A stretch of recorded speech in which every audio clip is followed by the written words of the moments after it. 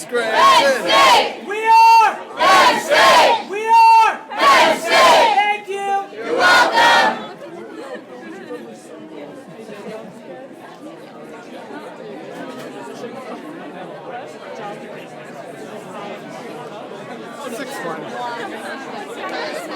I think he's shorter.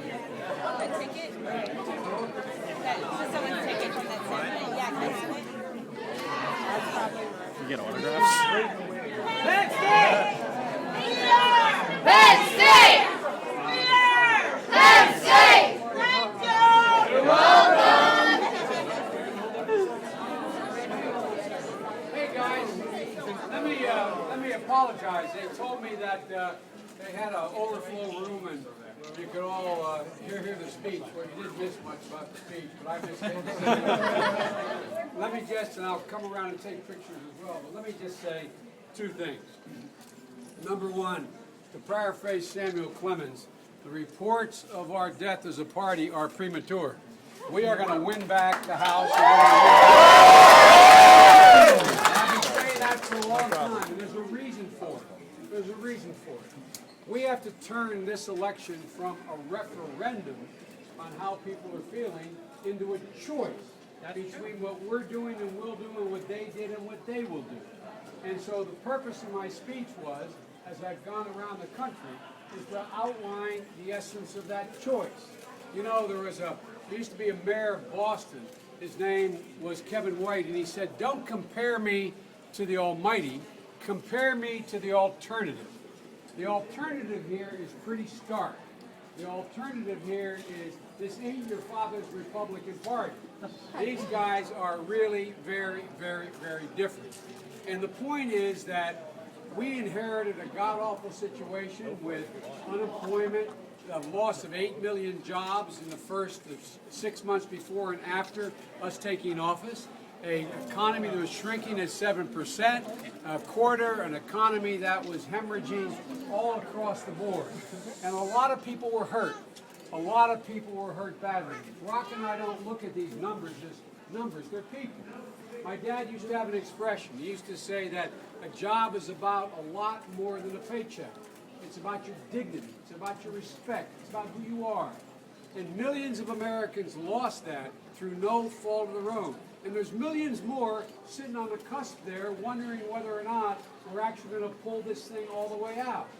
Since we've been in, we've made real progress, but not enough for I come from a family where when there was a recession and people sat around my dad and mom's kitchen table, the adults, somebody at that table was losing their job. Somebody at that table was worried about losing their job. Well, there's millions of Americans like that, and they're angry.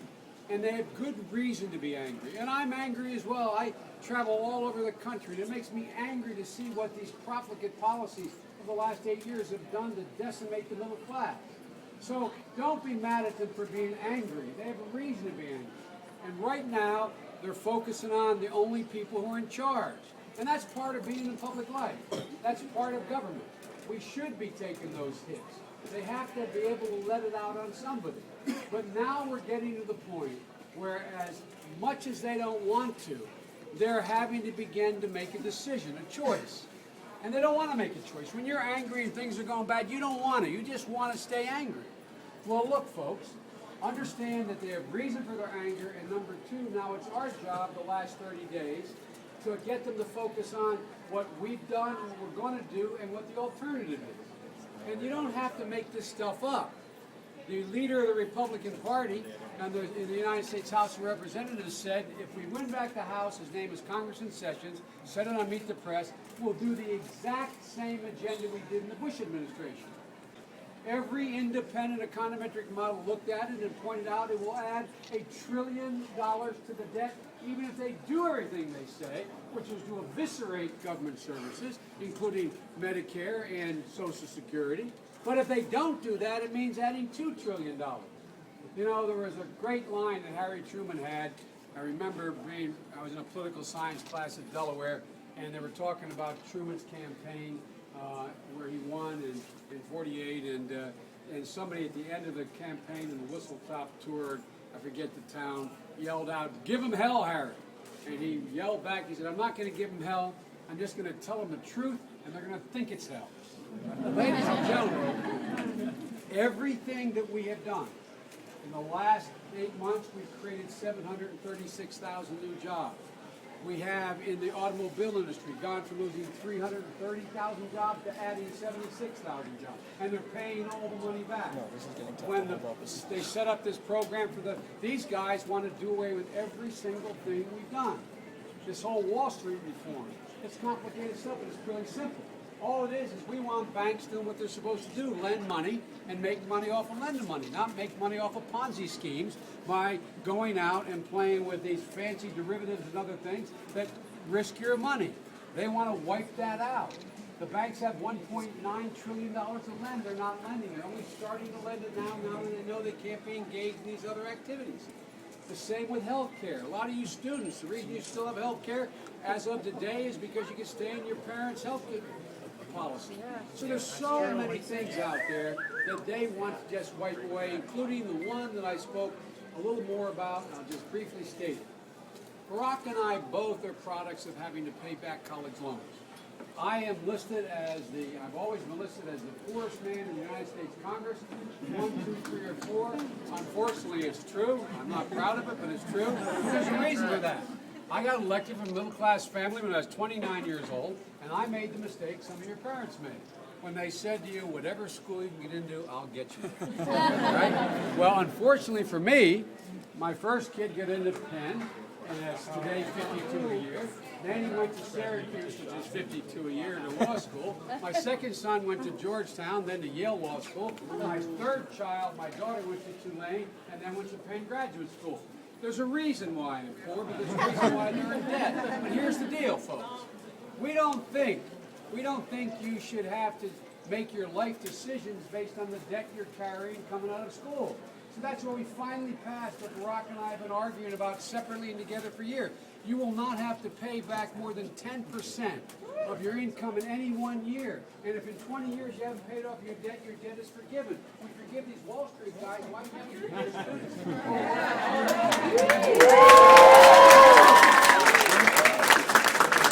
By the way, that's not just being nice. We rank number 9 in the world in the percent of college graduates. My wife, who teaches full-time, she's a doctorate, she teaches at a community college, while second lady, she's a great line. She said, any nation that out-educates us will out-compete us. How can we lead in the 21st century when we're 9, 10, 11, 12 in the percent of people who graduate from college?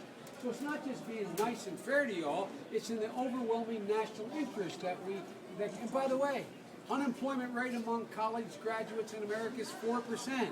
High school graduates is 10 and climbing percent. So it matters.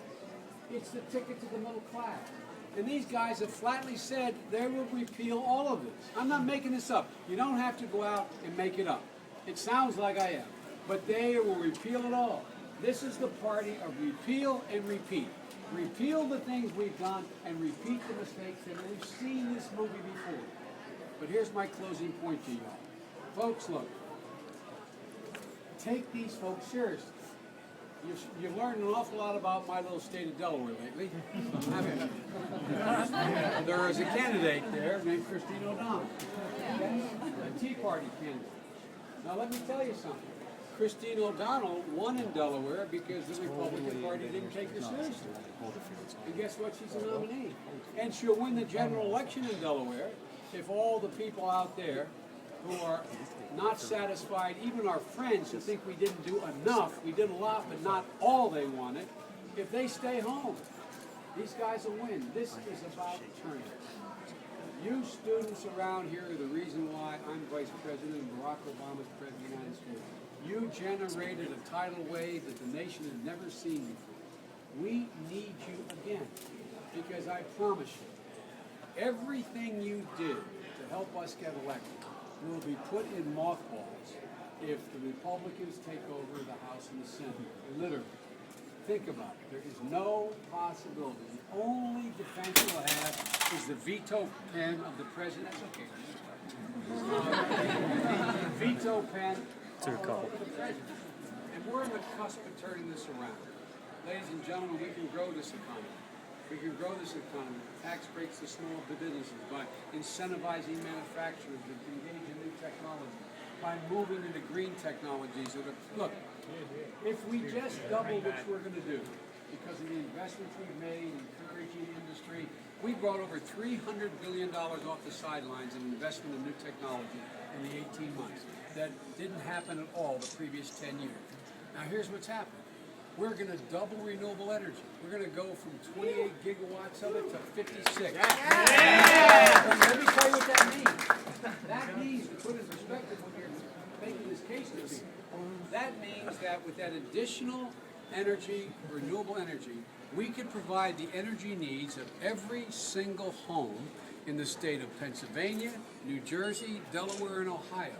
It means 16,200,000 homes would be able to be taken care of, just to give you the size of what we're talking about. And these guys think we should get rid of it. They think it's not, we shouldn't be doing it.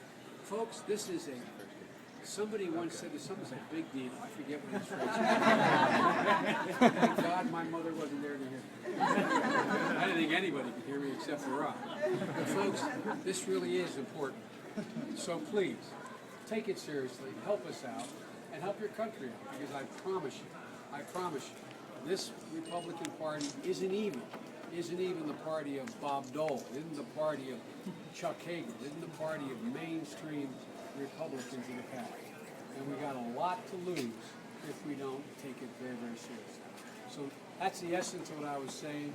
That's more than you wanted to hear. Now let me say hi to you all. Thank you all.